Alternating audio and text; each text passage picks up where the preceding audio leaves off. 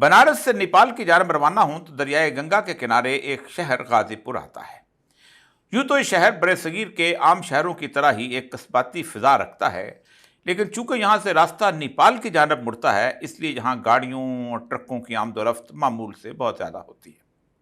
इस कदीमी शहर के बीचों बीच एक निस्बतन गैर आबाद बाग में जर्द पत्थरों से बनी एक इमारत है, जिस पर एक गोल गुंबद है जो इन्हीं जर्द पत्थरों के सतूनों पर धरा हुआ मालूम होता है। ये एक मकबरा है जो चारों तरफ से खुला है और यूं उसके अंदर संगे मरमर की बुलंदोबाला कब्र दूर से नजर आ जाती है। कब्र का तावीज़ खासा बुलंद और कद आदम सूरत है और इस कब्र पर साहिब कब्र का नीम उभरा हुआ मुजस्मा है, जिसकी एक समत इस मुजस्मे में साहिब कब्र की मौत के गम में निढाल एक बरतानवी शहरी और दूसरी जानब अफसुर्दा हिंदुस्तानी सिपाही खड़ा है। तस्वीर के नीचे इस शख्स के कारनामों की तफसील भी दर्ज है। ये शख्स यानी साहिब कब्र बर सगीर में बरतानवी राज का असल बानी तस्वर किया जाता है, लॉर्ड कॉर्नवालिस। आज से 17 साल कबल जब मैं भारत गया तो उस शख्स की कब्र पर बज़ाहिर वीरानी मगर इमारत की पुरहैबत तामीर को देखकर तारीख के औराक में गुम हो गया। मेरे जहन में एक ही सवाल था कि दुनिया भर के मुर्रखीन इसे बरतानवी राज का असल बानी क्यों तस्वर करते हैं। ईस्ट इंडिया कंपनी तो नवाब सिराजुद्दौला को शिकस्त देकर उस शख्स की हिंदुस्तान आमद से 30 साल पहले ही बंगाल और उसके इर्द गिर्द के कई इलाकों पर अपने कदम जमा चुकी थी। मद्रास भी उनकी ज़ेर तसल्लुत आ चुका था। बरसगीर के इन काबज़ इलाकों से लूट का माल मुसलसल बरतानिया जा रहा था और वहाँ सनती तरक्की में रोज़ बरोज़ इजाफा होता जा रहा था। ऐसे में एक ऐसे शख्स को जो इससे पहले 19 अक्टूबर 1781 को अमरीकी अवाम की हुर्रियत पसंद अफवाज के सामने हथियार डालकर ज़िल्लत आमेज़ शिकस्त से दो चार हो चुका था, उसे ही हिंदुस्तान के हालात ठीक करने के लिए क्यों और किस एजेंडे के तहत भेजा गया था। मामला ये था कि बरतानिया की ईस्ट इंडिया कंपनी यूं तो इलाकों पर इलाके फतह करती जा रही थी, लेकिन उसके मुलाजमीन में एक ऐसा मर्ज वबा की तरह फैल चुका था जिसने कंपनी को तबाही के किनारे ला खड़ा किया। यह मर्ज था बददियानती और करप्शन का नासूर। ये बीमारी ईस्ट इंडिया कंपनी के अपने बनाए हुए एक कानून की वजह से थी। कंपनी अपने तमाम मुलाजमीन को बहुत कलील तनख्वाहें देती थी, इसीलिए इन मुलाजमीन को इजाज़त दी गई थी कि वह अपनी गुज़र औकात के लिए साथ में कोई दूसरा कारोबार भी कर सकते थे। इस मकसद के लिए उन्हें कंपनी के जहाज़ों में हिंदुस्तान से अपना तिजारती सामान बरतानिया या यूरोप भेजने की भी इजाज़त दी गई थी। लेकिन करप्शन को अगर एक रास्ता मिल जाए तो फिर वो बड़े बड़े बंद को भी तोड़ देती है। कंपनी के मुलाजमीन सरकारी मालिया और टैक्स की आमदनी चोरी करने लगे और इस सरमाए को उन्होंने अपने कारोबार में लगाकर माल असबाब बरतानिया भेजना शुरू कर दिया। होते होते मामला यहाँ तक आ पहुँचा कि कंपनी खसारे में जाने लगी, उसकी आमदनी कम से कम होती गई और इलाके फतह करने और हिंदुस्तान में जंगें करने के लिए भी अफवाज की तनख्वाहों के लिए रकम कम पड़ने लगी।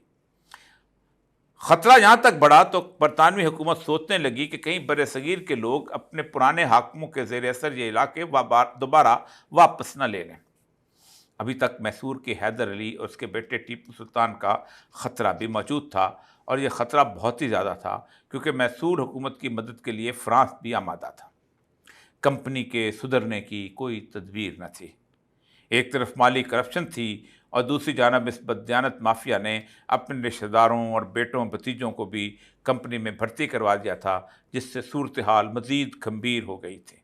यूँ कंपनी दिन ब दिन नुकसान में जा रही थी और उसके बरक्स उसके मुलाजमीन रोज़ बरोज़ अमीर से अमीर तर होते जा रहे थे। ऐसे में फैसला किया गया कि हिंदुस्तान से ईस्ट इंडिया कंपनी को वापस बुला लिया जाए और पूरे हिंदुस्तान पर हुकूमत करने के ख्वाब को अब तर्क कर दिया जाए। इसी मकसद के लिए आजमाइश के तौर पर लॉर्ड कॉर्नवालिस को एक नुकाती एजेंडा देकर भेजा गया कि तुमने ईस्ट इंडिया कंपनी से करप्शन और बददियानती को ख़त्म करने की आखिरी कोशिश करनी है। यूँ 1784 में वो इस एक नुकाती एजेंडे को लेकर हिंदुस्तान पहुँचा। उसने यहाँ पहुँचते ही चंद अहम काम किए। उसने जो पहला काम किया वो ये था कि जिसकी ताजे बरतानिया के माशी माहिरीन ने शदीद मुखालफत की। उसने आते ही कंपनी के तमाम मुलाजमीन की तनख्वाहों में कई गुना इजाफा कर दिया। इस कदर इजाफा कि इससे एक आम कारकुन भी इज्जत की ज़िंदगी गुजार सके। برطانوی حکومت نے مخالفت کی تو اس نے جواب دیا کہ اگر میرے اس اقدام سے حالات بہتر نہ ہوئے تو میری جائیداد بیچ کر نقصان پورا کر لیا جائے۔ دوسرا قدم اس نے یہ اٹھایا کہ پہلے اپنے آپ پر کسی بھی قسم کے کاروبار پر پابندی لگائی، پھر کمپنی کے تمام ملازمین کو بھی اس حکم کا پابند کر دیا۔ اس نے تیسرا کام یہ کیا کہ اپنے تمام رشتہ داروں، دوستوں، عزیزوں کو بھی کمپنی سے نکال دیا، اور پھر اس کے بعد کمپنی کے کسی عہدیدار کا کوئی رشتہ دار بھی وہاں نہ رہنے دیا۔ اس نے کمپنی میں اثر و میرٹ کی بنیاد پر لوگ بھرتی کیے اور ترقی کے لیے میرٹ کو بنیاد بنایا۔ اس زمانے میں کمپنی میں ملازمت کے لیے پرنس آف ویلز لوگوں کو سفارشی رخے دیا کرتا تھا، جنہیں letter of the good grace کہا جاتا تھا۔ بالکل ایسے ہی جیسے ہمارے ہاں صدر، وزیر اعظم، گورنر، وزیر اعلیٰ یا MNA اکثر سفارشی رخے دیتے ہیں۔ اس نے ان تمام سفارشی خطوں کو مسترد کر دیا۔ اس سارے نظام کو مضبوط کرنے کے لیے اس نے ایک قانون پاس کیا جس کے تحت انصاف کرنے اور مالیہ وصول کرنے، لگان لگانے کے لیے کمپنی کے افسران کے ثوابدیدی اختیارات سب ختم کر دیے۔ زبانوں کے ایک ماہر ولیم جونز کو بلایا اور موجودہ اسلامی اور ہندو قوانین کا ترجمہ کروا کر ان کی بنیاد پر ایک تعزیرات ہند کا قانون بنایا۔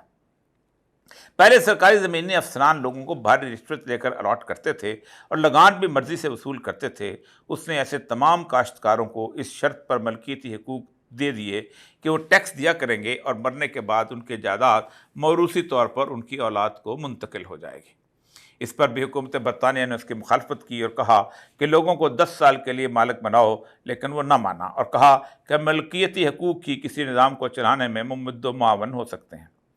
اس نے افسروں کی ایک ایسی فوج بنائی جو ایماندار تھے اور لوگوں کے لیے منصف مزاج اور خدمت گار بھی۔ وہ نوکری میں آنے سے پہلے حلف اٹھاتے تھے کہ ایمانداری سے خدمات سر انجام دیں گے۔ یہیں سے انڈین سول سروس کا آغاز ہوا۔ اس کے بنائے ہوئے اصولوں کی بنیاد پر برطانیہ میں بھی اسی طرح سول سروس کو اثر نو مرتب کیا گیا۔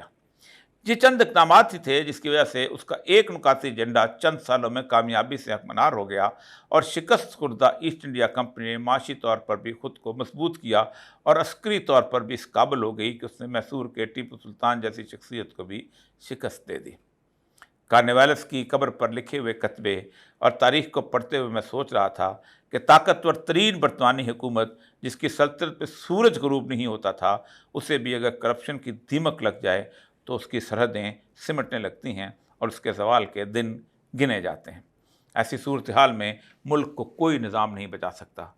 اسے نہ جمہوریت سہارا دے سکتی ہے اور نہ ہی آمریت، جب تک صرف ایک نکاتی ایجنڈے پر سختی سے عمل نہ کیا جائے: کرپشن کا خاتمہ، مکمل طور پر خاتمہ۔